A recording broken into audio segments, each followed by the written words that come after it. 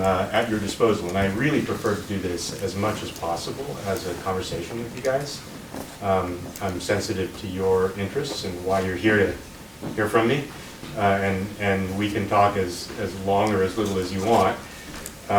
Okay, first of all, Brian, thank you. You clearly did some research because I didn't provide any of that information to you, so thank you for looking into it. Yeah, First Solar, been with the company for 11, going on 12 years. Wow, it's a long time. Chief Technology Officer for 8 years now. First question is, what does a Chief Technology Officer do? Anybody have an idea? Come on, we're going to make this a conversation whether you like it or not. So I'm going to wait until one of you talks to me. Who's going to talk to me?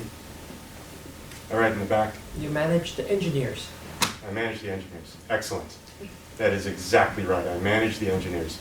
And to go a little deeper into what that means, it's the intersection of corporate strategy and product needs. Because really what managing engineers means is knowing what problem to solve.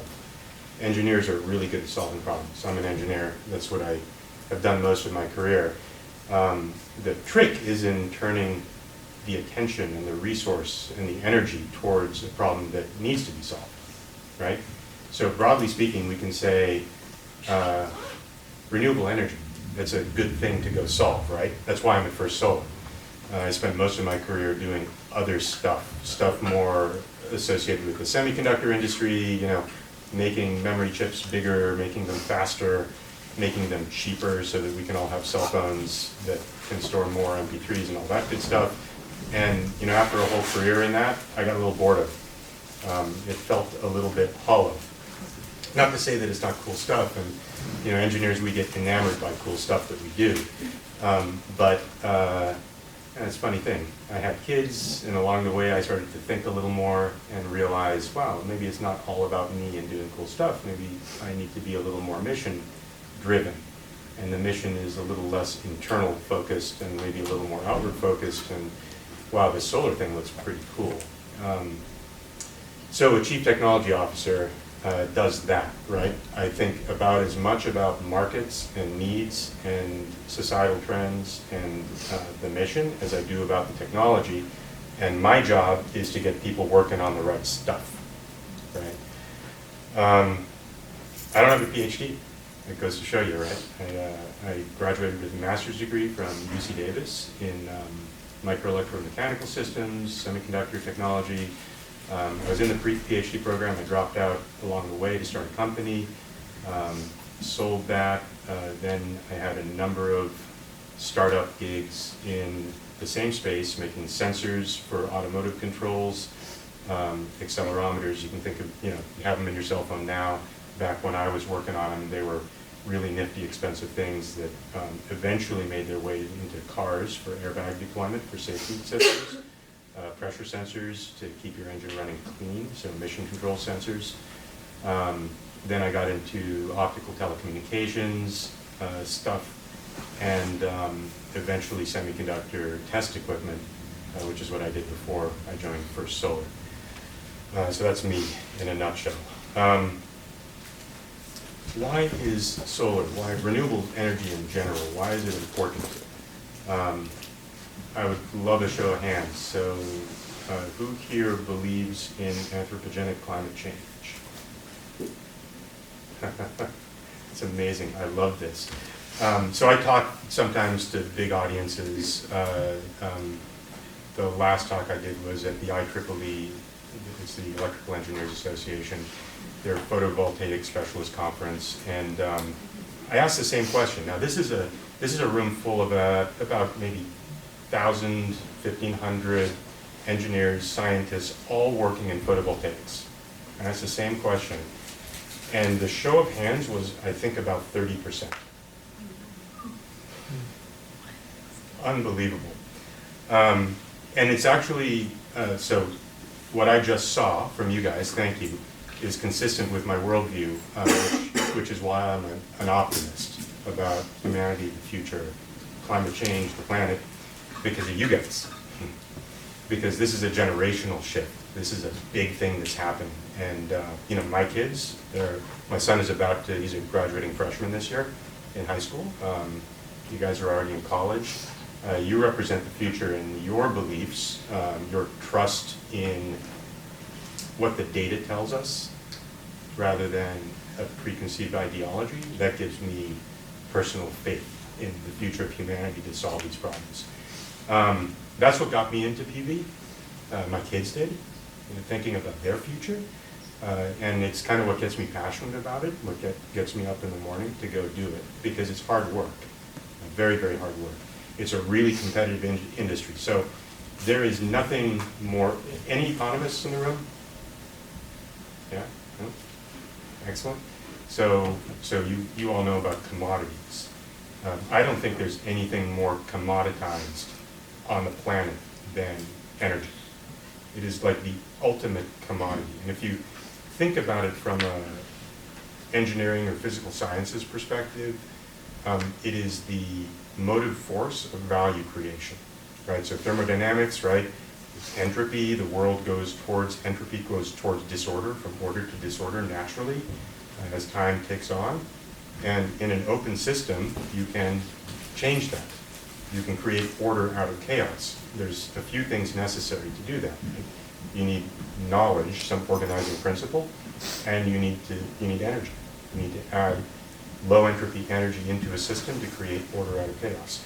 When we talk about economic value creation, that's exactly what we do. So every piece of economic value creation is the creation of either information or physical order, and both require energy. Energy on its own is worth nothing, right? It's just heat. So we got to take that heat and turn it to something productive. That's what makes it a commodity. And it was historically not a very widely available commodity, actually a very precious thing, right? So anybody here from rural India? Maybe the same as in Africa, rural Africa? So I've been to India a number of times. I've seen people burning dung for heat, right? And burning kerosene for light. That's a very hard way to get energy. It's a very low quality of energy. The highest quality of energy we have in the world for economic use is electricity, right? So electricity is kind of a very pure form of energy, a very low entropy form of energy. You can use it to do many, many things: physical work, information processing, at its lowest form, generating heat, chemical processes, electrochemically, transportation now. And we're in the business at First Solar of making electricity renewable. So rather than digging up fossil fuels, so digging up dead stuff, hydrocarbons, and burning it to make heat, and then using the Carnot cycle to make mechanical work out of that heat and then turning a generator, right? Rather than doing that, we convert the sun's rays directly, photovoltaically, into electricity. It's a little bit of magic. Well, it's not magic, it's science, but it seems like magic, that you can make electricity directly from photons. But that's what we do. Our goal as a corporation, and also for me personally, is to see this technology proliferate in the world. So you guys are all in California. Again, I like shows of hands. It makes me feel comfortable talking to you, to interact. So how many of you are from California natively? Cool. Okay. So you live in, and you come from the most progressive, from an energy perspective, state in the nation. We generate here in California over 15, almost 20% of our energy this year, I think, is the estimate, from the sun, from solar. So our utilities are forced by mandate to purchase that energy from solar generators, which are typically what are called independent power producers. It's not PG&E that owns the solar farms. It's other companies like Berkshire Hathaway Energy that own the solar farms and then sell the power to PG&E. And then PG&E delivers it to light our lights. Another maybe 15% of our energy comes from wind. So if you've driven around the state, you've seen wind farms probably. There's a whole bunch of them in California and also outside of California. So in combination, right, we're we're knocking on the door of 35% of our energy coming from just solar and wind alone. You can add hydro to that, and you're getting closer to 50% in the foreseeable future of our energy. That's a pretty remarkable feat. When you think of the rest of the nation, guess what the number is nationally? Anybody got a guess? 3. Yeah, it's around there. It's low single digits, right, at this point. It's hard to track because it's moving pretty quickly. Our hottest market today, anybody got a guess in the U.S.? Where's our hottest market today? Texas. Texas, good guess. No, but good guess. Southwest? Southeast. Yeah, southeast. So that's a head scratcher, right? Not thought of as a politically kind of progressive, renewable energy focused, right? I mean, if you think about climate change and how that incentivizes action and politics, you don't think of the southeast. I don't think of the southeast. But it's true. That's where our kind of hot activity bed is right now. It's interesting to think about why, and I'll tell you, it's economics. So the power that we can produce from a large-scale, utility-scale power plant, I'll tell you what that is in a minute, using solar costs about 3 cents, rough numbers, per kilowatt hour to produce, $30 a megawatt hour. Okay, those units make sense to you? Okay, $30 a megawatt hour. If you own a house in California, if you're along the coast, you're paying upwards of 25 cents a kilowatt hour for your retail electricity. That 3 cents a kilowatt hour that we can produce using solar, and wind is about the same number, just depending on the resource in the particular location, which one's stronger. That's cheaper than any alternative. That's cheaper than building a natural gas power plant. It's cheaper than building a new coal power plant. In some cases, it's even cheaper than operating an existing coal power plant. So the marginal cost, in some cases, is even lower than running existing resources. So you got very, very conservative companies like Duke and Dominion, to name a couple of utilities in the southeast, who are actually big consumers of solar on its merits, on its economic merits, and also as a hedge against the future. So one thing about energy to think about, to plant in your minds, energy, other than nuclear and hydro, energy has historically been a pay-as-you-go commodity. So the cost of the power plant is relatively low. What you do is you pay for the fuel. Right? So if you build a natural gas plant, it's a relatively small capital investment, but then the fuel cost is what drives the economics of operating the plant. Fuel cost and ongoing maintenance and operation of the plant. Solar and wind are the exact opposite, and we'll get to this when we talk about energy equality and developing countries. Solar energy and wind, you pay almost 100% of the cost up front, and then that cost is amortized over a long time, 25 or 30 years, and that's what gets you that headline number of 3 cents a kilowatt hour. So if anybody, again, for the economists in the room, you make a cash flow model, you project forward the cash flows of the system, you do net present value, and that comes up with, oh, this power is really cheap. It is really cheap, but you have to have the capital to spend up front. So if you're, I'm going to jump around a little bit, if you're a subsistence farmer in rural India, you're living hand to mouth. You don't have the money to buy a solar panel. Even though if you buy that solar panel, it's a great investment, because wow, in 5 years or 3 years, it'll pay back for itself, offsetting the kerosene you've been burning and the diesel you've been burning. But it takes you a few years to get your money back, and you might not be able to wait that long, right? You start turning the profit. So that's a tough challenge, and maybe if you're interested, we can talk about constraints to adoption of renewables. I mentioned utility scale power plants. That's what my company does. So we make big solar farms. We don't put things on people's roofs. We do kind of square miles. So acres are really small to us. Miles are more appropriately kind of sized for us. So we build power plants anywhere from a scale of 20 megawatts. The biggest one we've done is 580 megawatts. To put that in perspective, a coal unit, so a coal power plant, typical sizing is around 350 megawatts.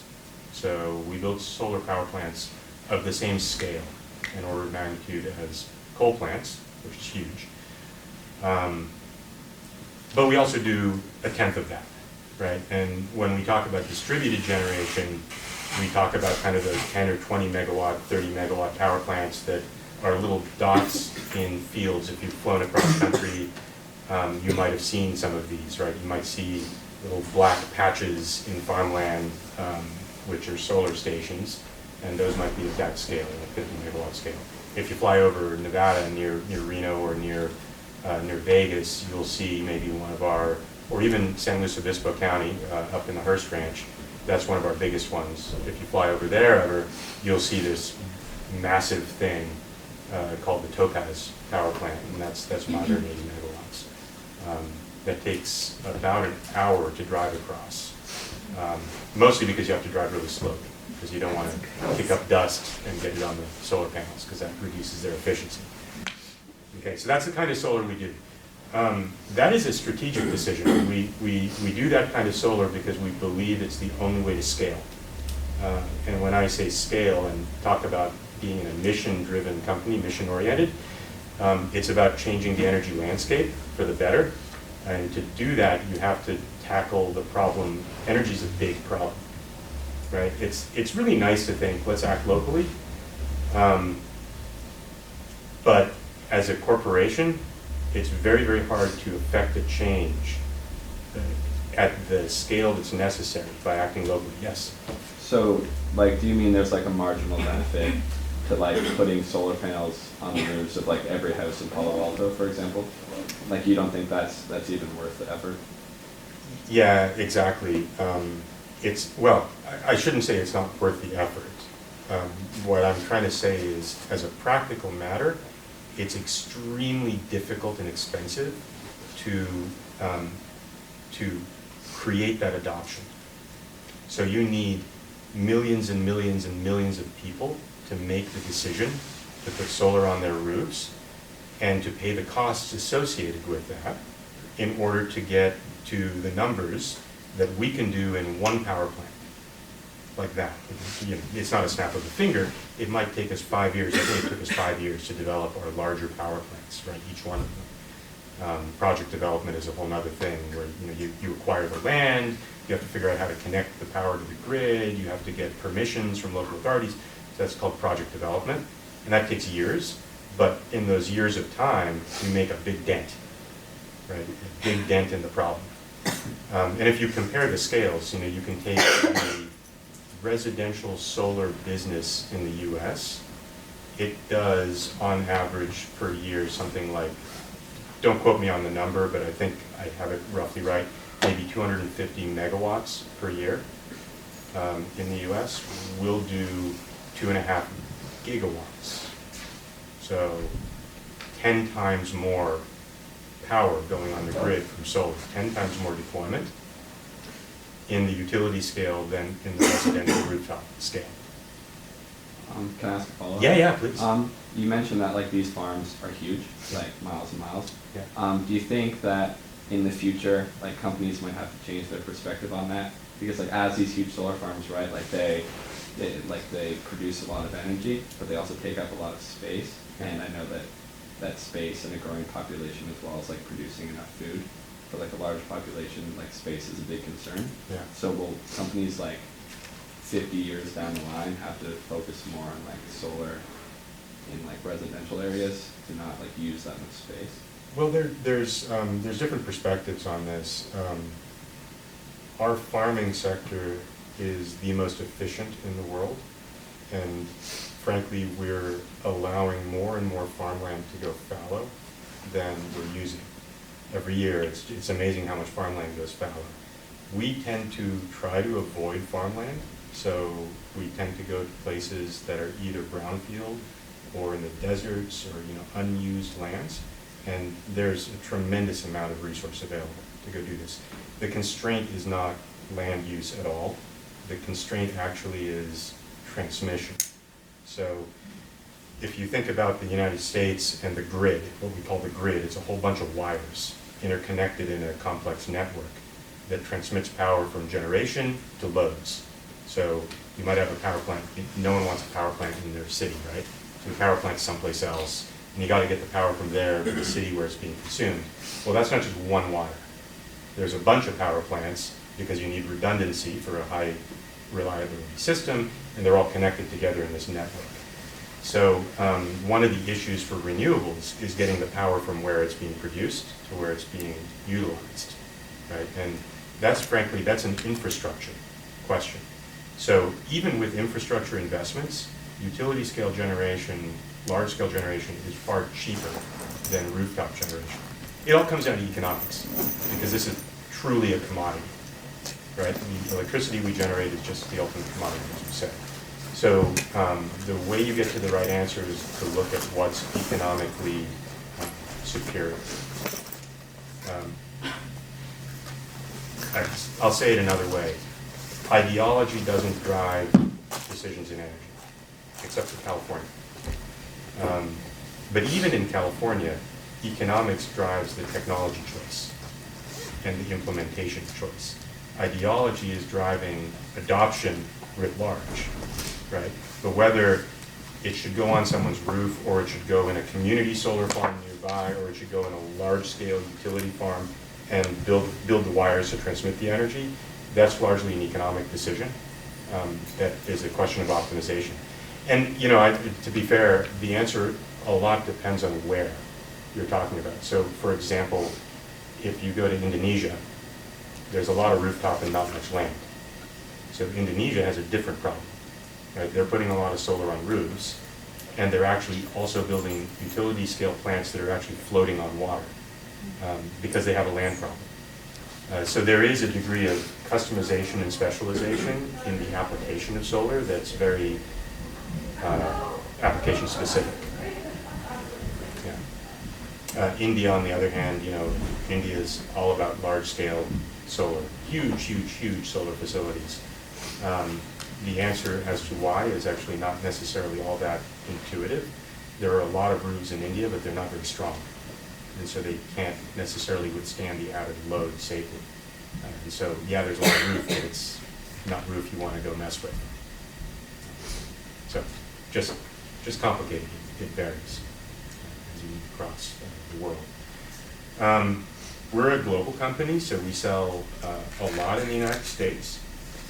The U.S. has you guys probably know, the U.S. has the highest per capita energy consumption in the world. We also have one of the most productive economies in the world, per capita productivity. Those two metrics plot almost on a straight line, one to the other. So I don't have any charts, but I think the World Bank did this a while back, if I remember the chart. But if you look at per capita productivity versus per capita energy use, it's like a really high correlation coefficient, pretty much a straight line. It's amazing. And there are very few examples of divergence from that line. So every country that's developing, that's what we call it now, right? Every country that's developing really fundamentally is seeking more energy. Correlation isn't causation, but in this case, I think there's a lot of good reasons to think that there is a causal factor here as well. So energy drives economy, economy requires energy. They fit together on a straight line. And this is takes us to the market side of it. So as I said, we sell a lot in America, in North America, but the biggest growth markets for solar are, yeah, you guessed it, China and India, right? That's where not only population growth is high, but the slope of economic productivity, per capita productivity, is extremely high, right? The rate of change in productivity is extremely high. And so we're looking forward to a world where China and India will quickly overtake Europe and the United States as the primary sinks of energy, primary consumers of energy in the world. And wow, if they do it the way we did it post-industrial revolution, we got a climate change squared problem. right? So we got a hyper carbon problem looking at us in the future. So that's a big issue, right? That's a big issue for the world. Now, both countries centrally have started to take this really seriously, and China is the biggest producer of solar equipment, solar panels in the world economy. In fact, I think at this point, First Solar is the only company left in North America that produces end-to-end truly in the United States. There's almost nothing left in Germany or Europe. It's all China, pretty much. I think the official number is about 75% of market share is in China. So they take it really, really seriously, both as an economic policy, so they want to corner the market on what they consider to be a vital resource for the future, right? If you think about solar panels, it's kind of like the oil of the future, right? So the country that has that market cornered, that knows how to make solar panels really efficiently and cheaply, they're going to be very powerful right in the future. And that's China right now. And then India is working very hard. They consume a lot of solar, and they also want a domestic industry, but they don't have one yet per se. Why hasn't First Solar moved its manufacturing or some part of its business to China? So we're always looking for avenues. We have in the past sold a lot into India. The Indian market's gotten very, very challenging, but we're looking at ways to potentially even produce there to satisfy the desire to have local manufacturing. China's a whole nother matter, and we can get into this if you guys want, but it's so industrial policy and intellectual property protection in China is very, very difficult nut for American companies to crack, particularly when it comes to products where the process is the product. So in my world, we manufacture what looks to be a very simple product. It's a piece of glass that's black, and it's got two wires coming out of it, right? And it makes electricity, shines sunlight on it, okay? What's special about that is not the brand or the design, it's the way it's made. It's the way that the materials are deposited and made together onto the glass that forms the semiconductor device that generates electricity, right? So the manufacturing process is where all the know-how is. As a result, we can't do what Apple does and sell on brand and protect ourselves in a market like China. If we were to manufacture there, all of our secrets are known by our competitors, and it becomes very hard for us to defend ourselves, not only within China, but also globally. So there's a Faustian bargain for us in doing business in China. But ultimately, if my goal is to make a difference, right, is to really scale solar, I've got to be in China somehow. So this is a deep problem that that we as a company and also as a society, we need to figure out. More questions? I like questions. Yeah. Are there any limiting elements to making solar panels? I don't know exactly what goes into it, but is there any like rare earth elements? And Yeah. also, what is the recycling process like? Because I've read that you guys also recycle solar panels. Yeah. Great questions. So there's two technologies that matter in the world today. One is what we do, and we're very small. We're 5 growing to 7 gigawatts out of an industry that's about 100 gigawatts big. So we're under 10% of the market. But we're the only company that makes a thin film product. So we use 2 elements, cadmium and tellurium, to make the thin film semiconductor. Cadmium is a byproduct of zinc mining. So much more cadmium is left in the refuse piles of mining and purification of zinc than we consume. So that's readily available and should be put to good use rather than leaching into water.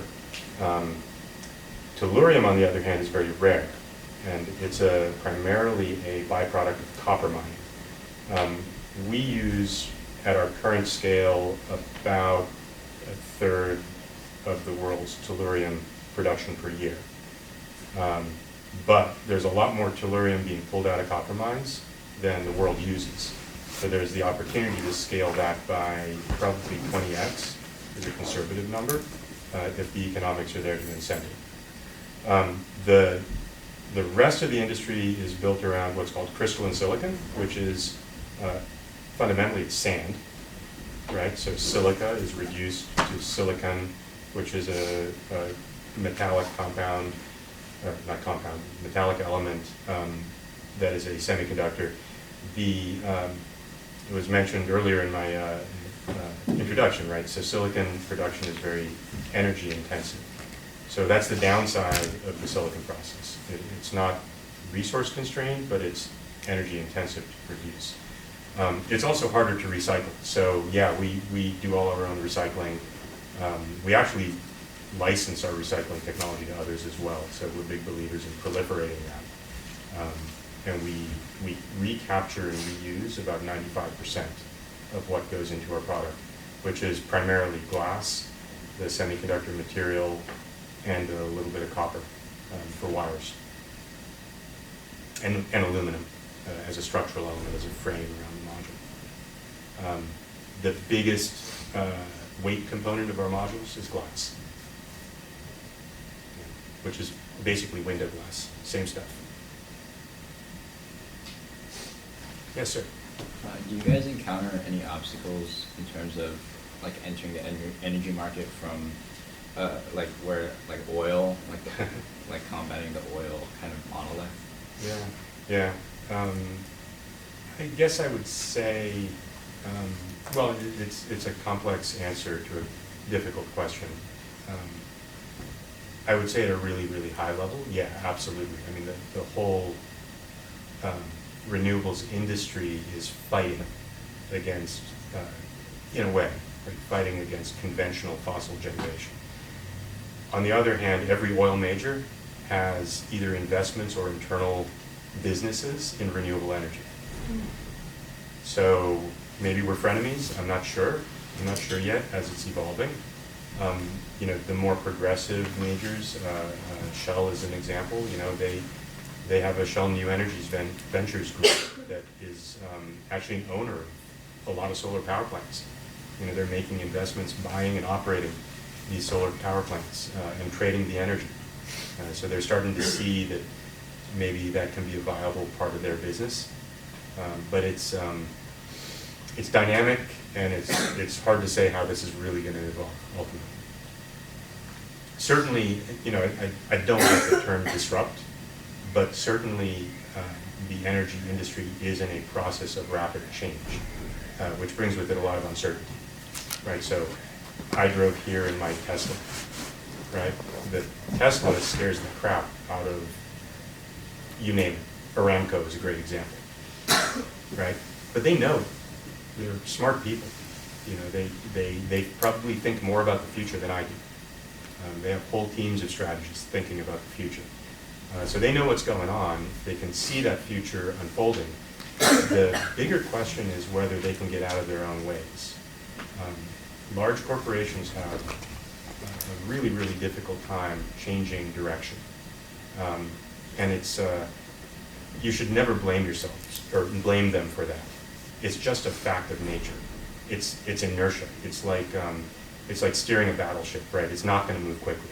And by the time you turn it, you probably have already hit shore.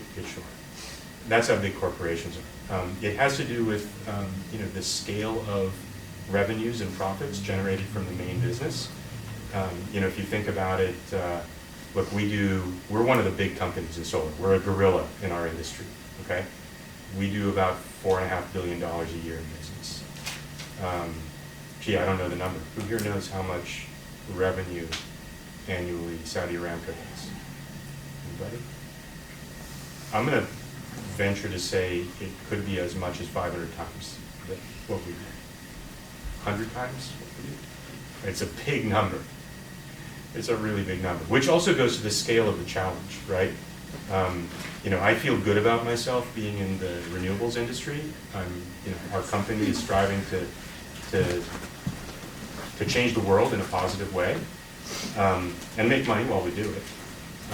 But the fact of the matter is, we're not effective yet. We've got a long way to go before we're effective. So if you took all of the global solar manufacturing capacity, 100 gigawatts a year, and you only shipped it to the United States, remember it's a big world, right? Only shipped it to the United States, it would take roughly 100 years to completely retool our electric generating infrastructure.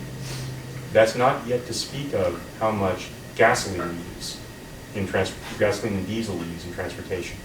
And then you can talk about other industrial uses of heat, like smelting and refining and making steel and all that stuff, right? So the immensity, the magnitude of the energy economy is just mind-boggling and really hard to fathom how you would go about changing such a thing. So again, you know, you talk about oil, and you asked a really good question, right? Are they oppositional to us? Yeah, but I think we're, you know, what's the old saying from a Larry Niven book? It's that we're a mote in God's eye, right? We're just a little nit flying around. They got, you know, they got their big boy problems that they're dealing with. Yeah.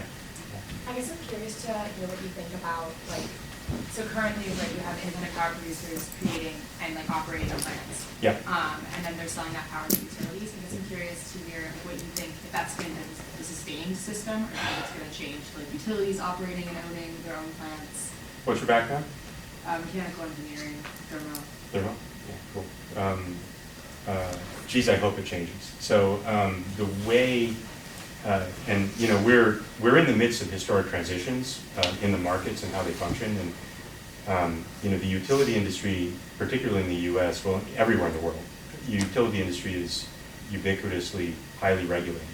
So it's a kind of a, you know, we think of them as private or investor-owned companies, but they're quasi-governmental. There's a very, very tight relationship between regulators and utilities. The rates that utilities charge are actually litigated in what looks like a court of law. It isn't a court of law, but it looks like one, that's overseen by a utility commission. So it's a crazy business the way it works. And every state in the country is a little different in the way utilities are managed. In some states, utilities can own power generating assets, and as a result can charge ratepayers, you and I, for the profit that they need to turn off that investment to make it worthwhile. In other states like California, it's a deregulated market, but the price for that deregulation is that the utilities can't own the assets. So they have to contract for the power. And somebody else gets to own the assets, typically a private corporation. Like I mentioned, you know, Berkshire Hathaway is a company that owns and operates generating assets feeding California, right? So it's complicated. The system is very, very inefficient in a lot of ways. I hope it does change, to your question. I think there's a ton of room for improvement. We could be much more efficient. We could adopt renewables far, far faster if we could figure this out. And gee, I hope there are some budding policy wonks in the room today who will put their minds to this and think about it and think about how regulation of this industry can be improved. Because, you know, if you ask me, actually the primary barrier to deeper adoption of renewables is not technological. We have the technology, we have the means for producing this stuff, we can produce it at 10 or 100 times the scale we're producing. It's really policy that is the impediment to that adoption rate. And I don't want to wait 100 years. I'm too old for that. Like my dad says, you know, at my age, if I ripe bananas, because you never know. More questions? Yeah. Okay. Yeah. Okay, this may be stupid, but what happens at night? No stupid questions. Are you storing it? I mean, so what happens at night? Yeah, so we're starting to store it. So 3 years ago, 0 of our power plants that we built had any form of storage whatsoever. Today, it's a drop in the bucket. It's about 1 out of 10. But what we're bidding into the market 3 years from now, almost 100%. Almost 100%. Again, it's the technology exists to do it, and it's not just lithium-ion batteries. That's the technology du jour because it's being driven primarily by unintentional pun, driven primarily by the automotive industry, the uptake of that technology, but there are other things that are equally cost effective and probably more appropriate for bulk energy storage. There's room to improve the technology, so storage is more expensive than generating solar right now, but that cost curve is going to be pretty steep once adoption picks up. But it's also a question of need, so important for folks to understand. So California's gotten to over 20% solar and wind without any storage, zero storage.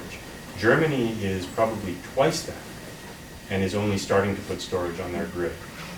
So the grid itself, other generating assets are very flexible. The beauty of natural gas, hydro, other types of generating assets is you can turn them up and down when you need them.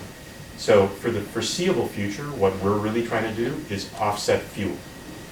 We're actually not trying to shut down power plants. We're trying to offset the fuel they burn. And that's how we take carbon out of the system. Now the time will come, and I figure it's probably 10, 15 years from now, when storage becomes an absolute necessity. But for the time being, it's more, I would say, experimental, getting comfortable with it and trying to drive the technology curve, except in places like California and Germany, where it's starting to become a real need. So the technical analysis of most modern grids says it's somewhere in that 30 to 40% of energy penetration range, where you start to hit nighttime storage constraints to further adoption. The economic way to say it is that the marginal value of more solar or wind on the grid goes down at that point. But remember, nationally we're in single-digit percents right now. So we got hundreds of gigawatts to do in the country as a whole before we start needing to talk about storage. And I'm not trying to say I'm not interested in it. I actually think it's probably the next frontier in renewables. It's just not urgent.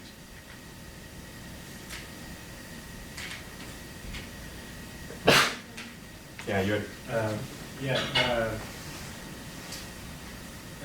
Solar in general is one of the more innocuous, environmentally innocuous technologies that doesn't spill or really blow up or anything like that. Yeah. But given how big these plants are, I'm wondering if there's still any pushback, at least locally, in terms of siting these things and how for solar kind of fits with that. So I'm going to be very politically incorrect in my answer to your question, but I'll try to be frank and honest. The pushback that we get is typically extortionary. So it uses environmental regulation to extort a tax from the project developer in order to fund that project.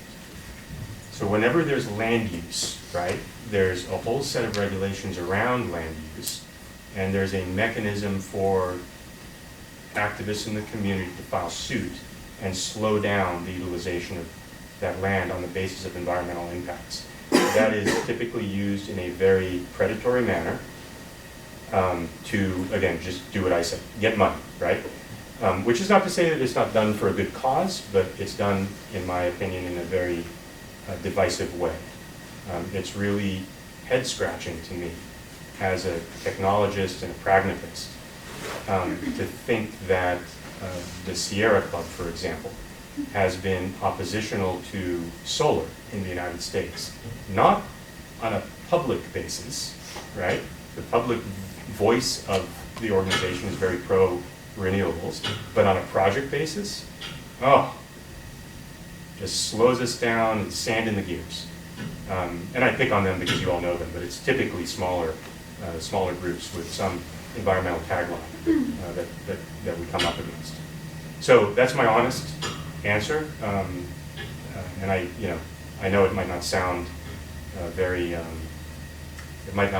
sympathetic. I'm not sympathetic because I think I think about constraints. I think about what's really important because look, I mean, in my day-to-day job, right, and I think this applies to us as a country too. 80% of what I do just doesn't matter. 80% of my day, it doesn't matter. I'm lucky if 10 or 20% of my day, really lucky, it's a good day, if 10 or 20% of my day is focused on something that matters in the end, right? I think that's the same for our political climate. Most of what we worry about and yell and scream at each other about is just noise. We need to focus on the real constraints. So if you guys really believe that climate change is a big deal for our planet, for our humanity, then we got to think long and hard about our priorities, right? Are we going to do what it takes to address that problem, or are we going to not? So, yeah, that's my spiel on that. I mean, we get many, many instances of people saying, look, we see it all around the world. We don't like wind because it doesn't look nice, right? Yeah, I have a question regarding what the duck curve may be and how we can mitigate that and solve this issue. Yeah, the duck curve is again to the storage, the point about storage. So, but it's also about this question that was asked around power purchase agreements through independent power producers. So if you actually download the image of the duck curve, it's shaped like a duck. And what it shows is what's called the net load on the California grid versus time, right? Time, hours in a day. It's typically shown for the worst day, which is a spring day. And it's a spring day because in the spring, you have little energy use. Air conditions aren't turned on yet, like you have in the summer, but you have a lot of solar generation. So the sun's shining bright, okay? And everywhere where the solar plants are. So on that day, midday, you get this huge generation of solar. Generation of solar looks like this, right? High noon. And the net load, how much the rest of the resources that power plants on the grid have to produce, is the inverse of that. So it looks like this, and it's kind of shaped like a duck because there's this afternoon peak when people come home from work. Anyway, not to get into the details, but it's the dip in the middle of the day that's a problem for the grid operator. Now, it's a little bit divisive, right? The CalISO folks who generated that curve to start the conversation, they picked the worst day of the year to show. And if you download it, you'll see that the scale, the vertical axis, which is this net load, it doesn't go to 0, right? It goes to the point where the bottom of the duck gets near the axis, right? So anybody who makes graphs knows that trick. How to scale a graph is a nice, I see some of the engineers in the room giggling, that's good. So it is a real problem, and to overcome it, you have two solutions. One is to have battery storage, so you can store that energy that's generated at high noon rather than dumping it onto the grid, and then utilize it later when you really need it. Yeah? So that's the long-term solution. The shorter-term solution is, I said it doesn't go all the way down to 0. Well, what's taking up the rest of that space is what's called must-run assets. So believe it or not, in California, we have a contractual obligation to take solar when it's generating, even when we don't need it. That's because of the legalities around the power purchase agreements, which is how the California regulators structured the system to incent solar to come online, right? If we could just say on those 5 or 10 or 15 or 20 days of the year that are really a problem for the grid operator, if we could just say, hey, just turn it off for a little while, right? We'd be fine. We'd be able to modulate, to regulate how deep the belly of the duck goes, as it's called, and manage the problem. And that's what's happening actually in the Southeast. So I said the Southeast is a hot market today. They've learned from our mistakes. So their regulators know all about the duck curve, and they're a little smarter now on our backs. And they say, you know what, we need to build in a certain amount of what's called economic curtailment. So curtailment is just when the grid operator sends a signal to the power plant and says, you know what, turn off, right? And no penalty. Okay, so that's a great way to manage it in the interim, and by doing so, you can push out when you need storage. So when do you need batteries? Well, it depends on how you design the economics of how you get renewables onto the grid. You got a follow-up? Yeah, I had a follow-up, and this is actually what the Middle East and countries in the Arabian Peninsula. Yeah. So I think you mentioned Saudi Arabia and Saudi Arabia in particular. Yeah. But what's also so interesting about Saudi Arabia is that there's so much land, it's mostly desert, and there's so much sun and there's so much of an opportunity for the country to bank on renewable energy. Yeah. Despite that, though, I don't know if Saudi Arabia has much of an incentive to do that. I don't know if the Emirates, the country home to Dubai and Abu Dhabi, Yeah. has incentive to also adopt renewable energy even for the long term. Well, UAE is actually one of the bright spots. UAE is one of the bright spots in the Middle East for renewables adoption. Just Yeah. not to interrupt you. Yeah, that's fine. But I was about to ask, like, what could economically incentivize nations such as Saudi Arabia, maybe even the Emirates, to adopt renewable energy? You know, I've been to Saudi a number of times, talked to both people very high up at Aramco and also in the Ministry of Energy. It's befuddling.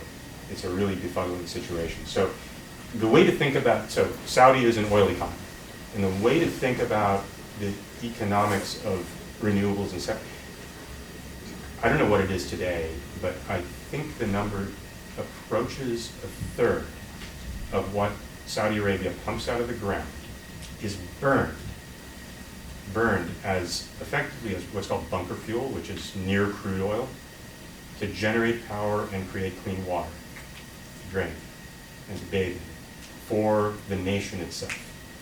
Now, if you think about the value of that barrel of oil for normal sale, it's absolutely insane economically to do that. You should be building 100 gigawatts of solar in Saudi Arabia, right, to power the needs of the local population. Somehow, and I don't understand it, somehow there is a perverse political incentive to not do it. Or maybe it's just gridlock. Maybe I'm, overthinking it. Maybe it's just back to this inertia point. Corporations have trouble changing. Well, I think of Saudi Arabia as a private corporation in a way, right? So maybe it's that. Maybe it's just that. So I wish I had an answer to your question. It's actually a really interesting one, both intellectually and economically to solve. I don't have the insight. All right, I think we're at time. Thank you all so much for your attention, and please join me in thanking Raffi.